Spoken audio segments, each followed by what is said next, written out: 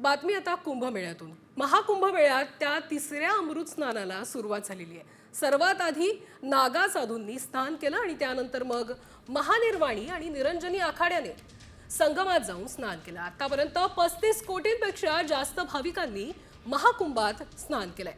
तर आज सुमारे 5 कोटी भाविक अमृत स्नान करतील अशी अपेक्षा आहे। भाविकांच्या सुरक्षेसाठी एकेरी मार्ग तयार करण्यात आलाय, तर घाटांवर अतिरिक्त पोलीस बंदोबस्त तैनात करण्यात आलाय। स्नान करणाऱ्या भाविकांवर हेलिकॉप्टरमधून फुलांच्या पाकळ्यांचा वर्षावही करण्यात येतोय।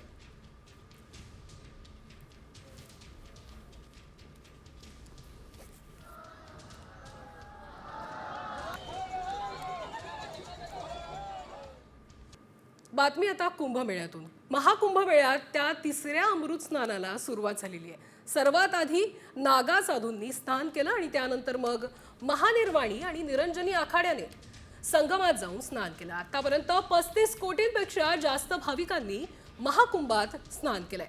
तर आज सुमारे 5 कोटी भाविक अमृत स्नान करतील अशी अपेक्षा आहे। भाविकांच्या सुरक्षेसाठी एकेरी मार्ग तयार करण्यात आलाय, तर घाटांवर अतिरिक्त पोलीस बंदोबस्त तैनात करण्यात आलाय। स्नान करणाऱ्या भाविकांवर हेलिकॉप्टरमधून फुलांच्या पाकळ्यांचा वर्षावही करण्यात येतोय।